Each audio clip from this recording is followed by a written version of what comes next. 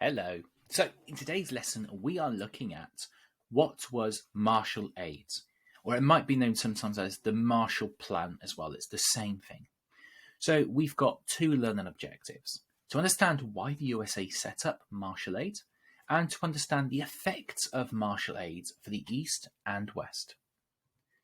Now, you've got a quiz to complete in Google Classroom at the end of this lesson. Please read the questions carefully because you only get one attempt. And any questions you might have, feel free to contact me, gbrown@topsyhighschool.co.uk. So, at the end of last lesson, we looked at the Truman Doctrine, and Marshall Aid is closely linked to that. And we left that lesson saying that Marshall Aid was announced. So let's have a look. What was this? Well, after World War II, many European countries were in ruins. They were just pretty much destroyed. They were going to find it very hard to recover. Some examples of this. A third of the industry across Europe had gone. 60 million unemployed. 100 million starving. Food rationing still in many countries. For example, in England, rationing doesn't stop when the war is over. It continues for many years after. Homes, factories, infrastructure such as road and transport were destroyed. Now, the problem is in these economic conditions, when people are suffering, communism looks attractive. The reason for that is because the rich have to share with the poor. People want equal status. Now, America realized this. They realized that if these countries remained poor, they were more likely to turn to communism and invite communism in. Therefore, America would have to find a way to support these countries to ensure they stayed capitalist and did not turn to communism. Now, luckily for the Americans, the USA had not been damaged to the same extent as other European countries, and so they could offer help. They were not as badly damaged. They had the finances to support Europe. What exactly could the USA give to these countries then? Well, this is where the Marshall Plan or Marshall Aid comes in June 1947, and it was announced by the US Secretary of State, General George Marshall. That's where it gets the name from. The plan was this, that America would give money, equipment, and goods to countries that requested them. You can see that in this image here, this idea of actually supporting them until they got back on their feet. Now, these countries would need to work together with the USA to help their economic recovery. Basically, that means stay capitalist, stay an ally of America as a result. And the countries receiving the aid, receiving the money, once they had rebuilt and had a strong economy, they would agree to buy US goods like Coca-Cola, Hollywood films, and jeans. So America was giving this money out, but it was also creating markets for its own goods at the same time.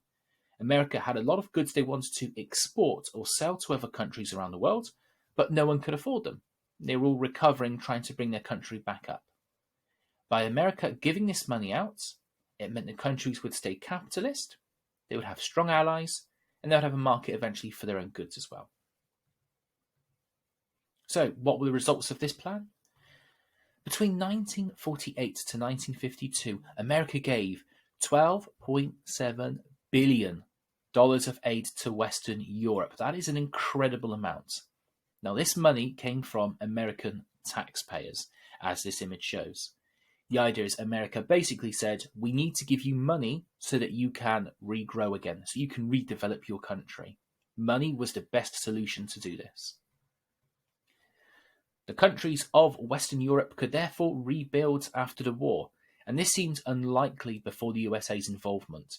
It would have taken an incredibly long time for the countries to rebuild themselves naturally. And you get to see here from this graph which countries accepted money from America. Look at that, who's at the top, the UK, with a begging hat on there straight away, needing money, that close relationship. The countries of Western Europe were now successfully tied to supporting the USA.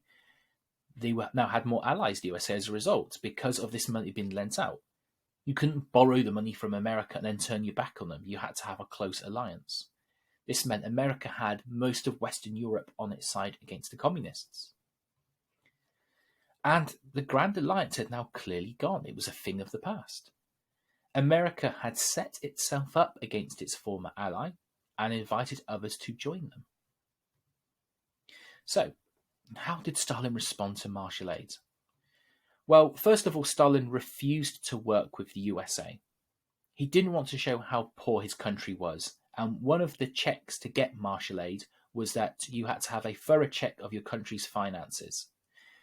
And Stalin would never have agreed, obviously, to become capitalist. So Stalin ignored martial aid completely. And he said the USA were trying to undermine the newly formed United Nations. He said, hang on a minute, we've created a United Nations to protect the world. We agreed on this at the conferences, and yet America, you are stepping in. You seem to be thinking it's your job to protect the world by giving money out. It's not. It's not your responsibility. You weren't interested in Europe before World War II. And yet he accused the USA of controlling Europe. Just like Hitler had done, he makes comparisons with Hitler and Truman. Stalin said that the Marshall Plan was the way of using America's economic might to divide Europe. He said America was trying to create an economic empire. America was using their money to control other countries, and he called this dollar imperialism. Dollar, obviously the American currency, imperialism taking over other countries. And he set up two systems of his own, Cominform and Comecon, to make sure he had more control over Eastern Europe to deal with this threat. So let's look at these two systems he set up. Cominform, first of all. Cominform is in 1947, and it's the Communist Information Bureau. And the way I always think of this is Com for communist, Inform for information. It's communist information being given to the satellite states. So this organization enabled Stalin to control the communist governments of these countries under Soviet control, as shown in red here on the map. Stalin could make sure each of the countries he now controlled, like Bulgaria, like Poland, like Romania, would follow communist ideas like collective farms and a secret police force. Soviet aims in foreign policy were also controlled. So, for example, Stalin could say to these countries, you are doing as I've said, none of us are accepting martial aid, and this kept Eastern Europe poor as a result. So Cominform was Stalin making sure that the countries he now controlled followed his will, that they followed what he wanted them to do. So Stalin would hold a regular meeting with each of the leaders, and he would say, okay, Romania, have you set up collective farms yet? Get on with it. Poland, are you having problems with opposition? Set up some purges. Industrialization, Bulgaria, how is that going? And so the communist ideas are being followed, and also he could say to them all, none of us are accepting martial aid. We will do our own thing. Propaganda was also spread in these satellite states, and Truman was now being compared to Hitler. And as you can imagine, this made relations between the East and West worse. The West accused Stalin of taking away the freedoms of these countries and dominating Eastern Europe. So it's interesting, both sides are saying the other is dominating Europe at this point. That's part of the argument. And Comecon, 1949. Comecon stands for the Council for Mutual Economic Assistance, but I always just think of it as communist economies. How can you get the economy, the money back up for these communist countries? Now, America just threw money at the problem, and Stalin knew he would need to offer the satellite states aid to help them recover if he wanted to keep them under his control. Places like Poland, Czechoslovakia had suffered during the war, and so they needed to be rebuilt as well. They needed help.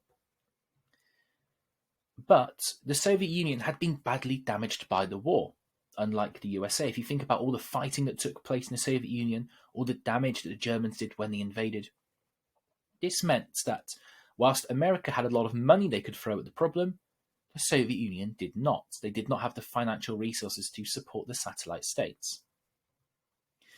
And so this meant that economic specialization was set up. So let me explain the picture, because this can be quite complex. I always think of Comecon as being a bit like a party that you invite people to, and you want people to bring food. So person A, you might say, brings a load of pizza for everyone. Person B brings a load of drink for everyone, let's say. Person C brings along a load of crisps for everyone. You don't individually bring your own foods unless you're weird. What you do is you bring one type of food and you share it amongst everyone at some house parties. I wouldn't know about parties, would I? Now, this is basically what Stalin did. This is like economic specialization, which Stalin set up. So, for example, he said, Czechoslovakia, I want you to focus on heavy industry. I want you to make iron, steel, for example. Don't worry about the other stuff. But you focus on things like iron and steel, and you share them out amongst everyone, all of the other satellite states. Hungary, your focus is preparing food. So I want you to focus on food. Don't worry about the iron and steel. You've got Czechoslovakia's got that covered. You just focus on food. And so this was called economic specialization. Each country had one or two things they would focus on, one or two different groups. They would focus on producing these goods and sharing them out, and it could be distributed amongst all the satellite states. So this let Stalin control the economies of these countries and made sure they all relied on each other. They all needed each other to survive. It kept them friendly with each other because they only focused on one or two different groups, and so they needed the resources from other countries. But this was not as effective as just giving money to the countries and letting them grow their own way. So the countries remained poor compared to the West as a result. Now, the West continued to accuse Stalin of controlling Eastern Europe, especially as now he could take the best resources from each country to make the Soviet Union even stronger. And so, as a result of martial aid and Comic-Con being set up, tension continued to increase. We keep seeing tension getting higher and higher between the two sides. Okay, so you have got a quiz to now complete based on this lesson. If you need to go back over any stuff, please feel free to do so. I know some of those systems like Cominform and Comic-Con can be a bit confusing, so any questions you've got with that, feel free to talk to me in class, or feel free to email me as well. Read the questions carefully, you only get one attempt. And as always, thank you very much for taking part in today's lesson. Look after yourself and I will see you soon. All the best. Bye-bye.